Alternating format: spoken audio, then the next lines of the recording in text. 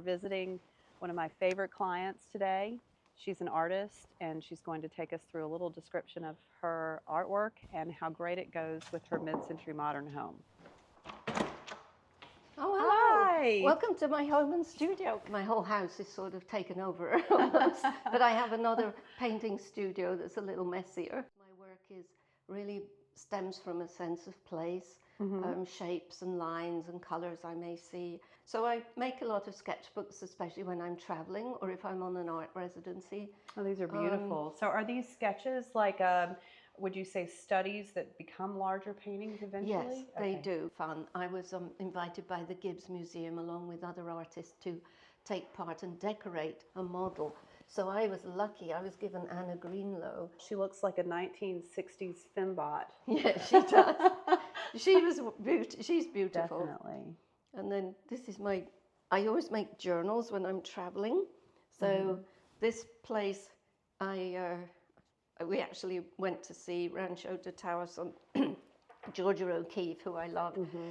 I've been there also. Yes, and I actually got to Adobe the surface. Oh, look at you. So So we looked at the drawings earlier, and now this is sort of the culmination of all that studying. yes, Is a piece like this. Yes. One of the large Yes. pieces. this painting started with, you can maybe just make out some circles and lines, and those lines developed from some drawings of power lines, aerial lines in space. And then I use them for a metaphor for passage of time, lifetime, a journey, traveling.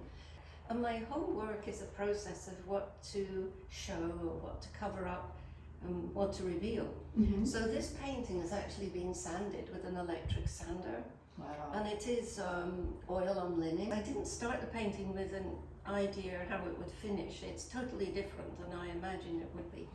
So the white line that comes into is like an aura, and this shape comes into a lot of my paintings. I noticed that. And I think it's a sense of what is around me and what may be out there. But in this case, I think it's resembling my sister passed away, and I had a very hard time. You don't get over it. You just learn to live with it. So this is about her, and then the orange shape came in finally. It's called Concerning Hope, the painting. And someone who was actually talking to me at the time about my work and visiting my studio, she walked into the studio and she said, "Oh, Lynn, it's like a field of poppies. I want to roll around in it." So that was a great That's a very nice response. That's a very nice response, Yes. and you Yes. never know what response you might get. No. And for me, I like the aspect of kind of looking back in time Yes. and seeing things from a long distance away, and then things Yes. that are really present. Yes. And the concept that what might be present now might be, really muted and Yes. sanded away. And I in the future. enjoy trying to get a sense of depth and this passage of time, and I love the way this is cropped, because I love moving shapes around and composition. And when I teach, it's one of my I think it's a very important fact if students can get that, and how you can control the viewer by the way you put your shapes and the way you move things around in a piece. And also it's slightly translucent, so you still get the sense of what's going on behind here. Yeah, you can still see those lines back there. And then someone said, "Well, what have you? What is this blue?" And I said, "Well, that's freedom. That's what may be coming. Or happiness. Where you're going. Yes, the sky." And that's the hope. Yeah.